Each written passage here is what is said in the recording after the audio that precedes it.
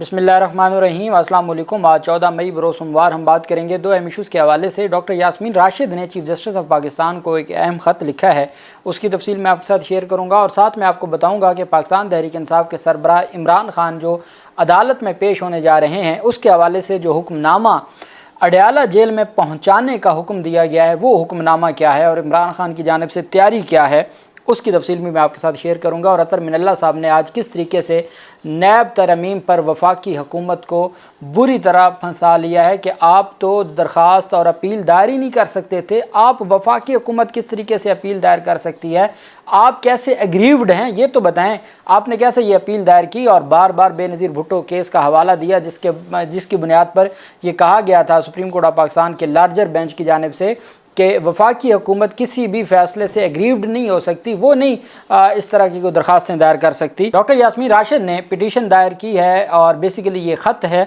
जिसको पिटीशन भी कहा जा सकता है और एक ख़त भी कहा जा सकता है। जेल से उन्होंने ये चीफ जस्टिस ऑफ पाकिस्तान को लिखा है जिसमें उन्होंने सियासी इंतकाम और अपनी पार्टी रहनुमाओं की बार बार गिरफ्तारियों की मजम्मत की है। 1 साल से जेल में कैद यास्मीन राशिद ने पीर को ख़त लिखा जिसमें उन्होंने चीफ जस्टिस कादिफ अजीज़ा साहब को याद दिलाया कि पाकिस्तान तहरीक इंसाफ की बहुत सी ख़वातीन कारकुनान अब भी बग़ैर किसी मुकदमे और ज़मानत के बुनियादी हक़ के बग़ैर जेल में बंद हैं। उन्होंने मज़ीद कहा कि यहाँ तक कि अगर पाकिस्तान तहरीक इंसाफ के कारकुन को किसी मुकदमे में ज़मानत मिल जाती है तो उन्हें दूसरे झूठे इल्ज़ाम में गिरफ़्तार कर लिया जाता है। उनका कहना था अगर एक मुकदमा ख़त्म होता है तो दूसरा दर्ज कर दिया जाता है, ये इंसाफ नहीं है बल्कि हमें 1 साल से ज़्यादा अरसे से सियासी इंतकाम का निशाना बनाया जा रहा है। उन्होंने सवाल किया 1 साल से ज़्यादा अरसे से केसेस क्यों नहीं आगे बढ़े, आज तक चलान नहीं जमा हुए, 1 साल गुजर गया है। डॉक्टर यास्मीन राशिद का कहना था कि पुलिस मुख्तलिफ मुकदमात में अपने ज़ेर हिरासत अफराद को चार्ज क्यों नहीं कर सकी, मुकदमात की पेशरफ्त को रोकने के लिए जजों के तबादले कौन कर रहा है, हुकूमत पुलिस पर केस रिकॉर्ड लाने के लिए दबाव क्यों नहीं डाल रही, यहाँ तक कि सरकारी इस्तगासा भी समातों से क्यों महरूम है और इल्तवा का मुतालबा कर रहे हैं। पाकिस्तान तहरीक इंसाफ की रहनुमा ने तंज़ किया कि उन्हें उम्मीद है कि हुकूमत इन कोताहियों के लिए उनकी पार्टी को मूरद इल्ज़ाम नहीं ठहराएगी। हमें उम्मीद है कि हुकूमत पाकिस्तान तहरीक इंसाफ पर पुलिस और अदालतों को जेलों से कंट्रोल करने का इल्ज़ाम नहीं लगाएगी। उन्होंने चीफ जस्टिस पर जोर दिया कि वो नोटिस लें और 9 मई के वाक़यात की तहकीकात के लिए कमीशन बनाएं और PTI के लिए इंसाफ को यकीनी बनाएं। यास्मीन राशिद ने मुबैना तौर पर कहा कि मुबैना तौर पर फरवरी में भी इसी तरह के जज्बात का डॉक्टर यास्मीन राशिद ने कहा कि मैंने फरवरी में भी इसी तरह के जज्बात का इज़हार किया था जब जजेस को याद दिलाया था कि मुतअद्दिद पाकिस्तानी ख़वातीन सियासी इंतकाम के एक हिस्से के तौर पर सलाखों के पीछे हैं। पाकिस्तान तहरीक इंसाफ के ऑफिशियल अकाउंट पर एक पुराना जो पैगाम था डॉक्टर यास्मीन राशिद से मंसूब वो भी साथ अटैच किया गया है और उसमें यह कहा गया था कि माओ बहनों और बेटियों को बगैर किसी जुर्म के सबूत के बल्कि सियासी इंतकाम के एक हिस्से के तौर पर कैद किया जाता है। जजों पर जोर देते हुए कहा कि वो इंसाफ की फराहमी के लिए अपने फ़राइज़ का एहतराम करें और उन्होंने कहा कि लोग इलेक्शन कमीशन ऑफ पाकिस्तान से उम्मीद खो चुके हैं और इंसाफ के लिए अदलिया की तरफ देख रहे हैं। अब देखना यह है कि चीफ जस्टिस ऑफ पाकिस्तान ये जो उनका ख़त है उसको ह्यूमन राइट्स सेल जो कि ख़त्म कर दिया गया था लेकिन बहरहाल वो उसकी एक एग्जिस्टेंस आज भी है, उसमें भेज कर इसको आज को नोटिस में कन्वर्ट करते हैं या नहीं कन्वर्ट करते। एक तकरीबन 80 साल खातून है और कैंसर ज़दा खातून है, बीमार खातून है और साबिक वो पार्लियामेंटेरियन है, उसने इस्तदा की है चीफ जस्टिस ऑफ पाकिस्तान से। सुप्रीम कोर्ट ने कौमी एहतसाब ब्यूरो तरमीम को कलअदम करार देने के खिलाफ समाअत के दौरान साबिक वज़ीर-ए-आज़म इमरान खान को आज बज़रिया वीडियो लिंक पेश होने की इजाज़त दे दी। समाअत के आगाज़ पर अतर मिनल्ला साहब के जो रिमार्क्स थे जो वीडियो लिंक की हद तक केस था वो मैंने आपको पहले वीलॉग में बता दिया था।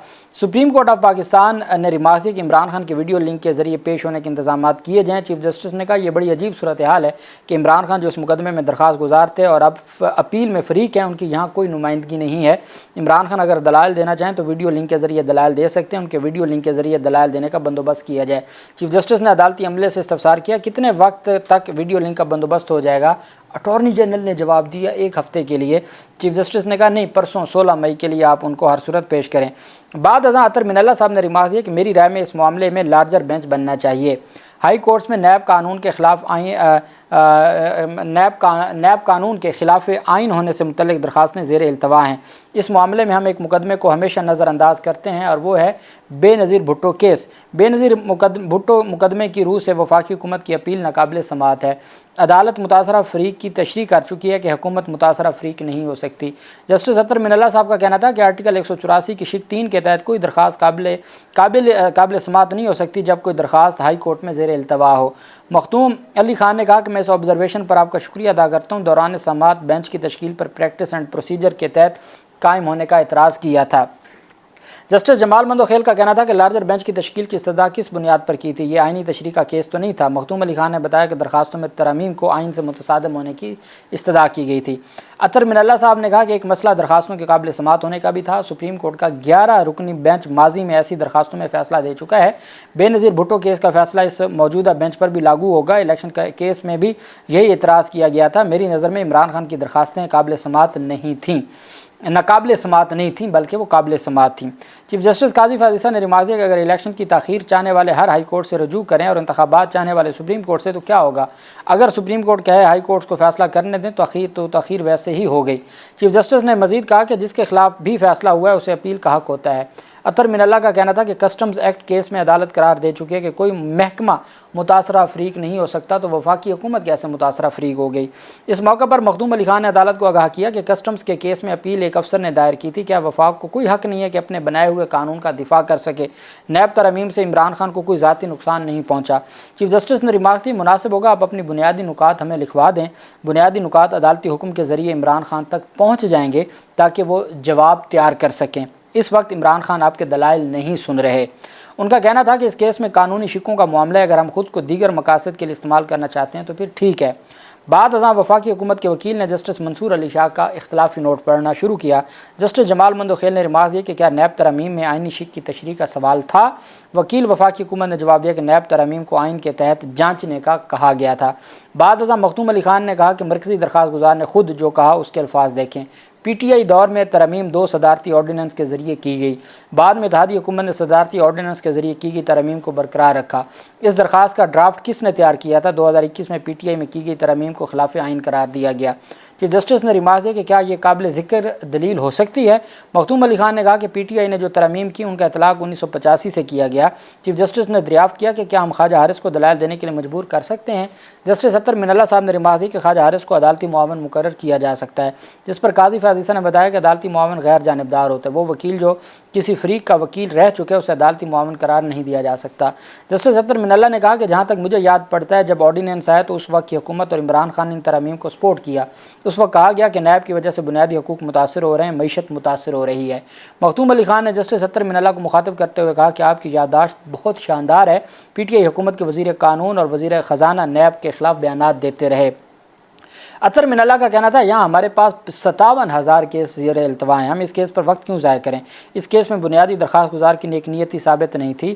جسٹس منصور علی شاہ نے درست کہا تھا کہ کیس لانے والوں نے پارلیمنٹ میں کردار ادا کیوں نہیں کیا؟ نیب ترامیم کا معاملہ ہائی کورٹ میں تھا، ہم دیگر سائلین کا وقت اس کیس کو کیوں دیں؟ پارلیمنٹ کی نیب قانون میں کی گئی ترامیم پی ٹی آئی دور کے آرڈیننس اور عدالتی فیصلوں کی روشنی میں کی گئیں۔ پارلیمنٹ کی ترامیم کا مقصد ان افراد کے بنیادی حقوق کا تحفظ کرنا تھا جن پر نیب کے لگائے گئے الزامات غلط ثابت ہوئے۔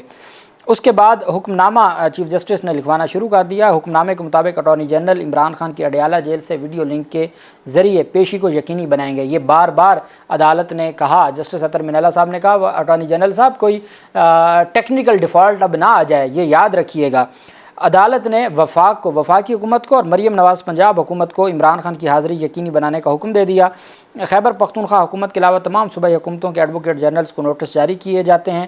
عدالتی معاونت کے لیے خواجہ حارث کو بھی نوٹس کیا جاتا ہے۔ کہا گیا کہ اپیل کنندگان کے مطابق عمران خان نیک نیتی سے عدالت نہیں آئے۔ اپیل کنندہ کے مطابق کوئی ترمیم عمران خان یا عوام کے خلاف نہیں تھی۔ اپیل کنندہ کے مطابق نیب ترمیم کا کیس اسلام آباد ہائی کورٹ میں زیر التوا تھا۔ اپیل کنندہ کے مطابق سپریم کورٹ کو ہائی کورٹ کے فیصلے کا انتظار کرنا چاہیے تھا۔ حکم نامے کے مطابق وفاقی حکومت کے وکیل نے دلائل میں کہا کہ نیب ترمیم کو کالعدم قرار دینے کا اکثریتی فیصلہ قانون کے مطابق درست نہیں تھا۔ وفاقی حکومت کے وکیل نے کہا کہ نیب ترمیم کو کالعدم قرار دینے والا عدالتی bench practice and procedure act کے تحت تشکیل ہی نہیں دیا گیا۔ عدالت کو بتایا گیا کہ بے نظیر بھٹو کیس کی روشنی میں آرٹیکل 184 کی شق 3 کے تحت نیب ترمیم کے خلاف دائر کی گئی اپیل قابل سماعت ہی نہیں۔ عمران خان वज़ीर आज़म थे उस वक्त नैब तरमीम में सदारती ऑर्डीनेंस के ज़रिए तरमीम की गई। इसमें कहा गया कि अदालत को बताया गया कि पार्लियामेंट की नैब कानून में तरमीम में सदारती ऑर्डीनेंस के ज़रिए की गई तरमीम को भी शामिल किया गया। इसमें जस्टिस अत्तर मिनल्ला साहब ने जो ऐड करवाया, उनकी जानिब से कहा गया कि नैब ये भी जवाब दे कि अब तक कितने लोगों को, सियासी लोगों को गिरफ़्तार किया गया, किन के मुकदमात ख़त्म हो गए, किन के मुकदमात पेंडिंग हैं, उनकी ज़मानतों के क्या मामलात हैं, उनके ख़िलाफ़ सबूत क्या मिले, ये तमाम की तमाम तर तफसीलात अत्तर मिनल्ला साहब ने कहा। नैब का किरदार क्या है? नैब हमेशा सियासी इंजीनियरिंग में इस्तेमाल होता है। नैब का जो किरदार है वो हमेशा ऐसा ही रहा है और अब नैब को हर सूरत अपना किरदार दुरुस्त करना होगा। और साथ अटॉर्नी जनरल को दोबारा चीफ जस्टिस काजी फाज़िसा साहब ने भी कहा और अत्तर मिनल्ला साहब ने भी कहा वो कि अटॉर्नी जनरल साहब अब वीडियो लिंक में कोई मसला नहीं आना चाहिए और वीडियो लिंक इस लेवल की हो कि वो आराम से दलाइल दे सकें। अब बड़ी ज़िम्मेदारी आयद होती है सुप्रीम कोर्ट ऑफ पाकिस्तान की इंतज़ामिया पर कि इमरान खान वीडियो लिंक पे आर्गूमेंट्स करें और मुअज़्ज़ज़ सुप्रीम कोर्ट ऑफ पाकिस्तान उसको लाइव दिखाए, तो फिर तो मज़ा है। और अगर लाइव नहीं दिखाती तो फिर हुकूमत में और इस्लामाबाद सुप्रीम कोर्ट इंतज़ामिया में कोई फ़र्क नहीं रह जाता। अल्लाह पाक पाकिस्तान का हामी नासिर हो। बहुत शुक्रिया। अल्लाह हाफ़िज़। पाकिस्तान ज़िंदाबाद।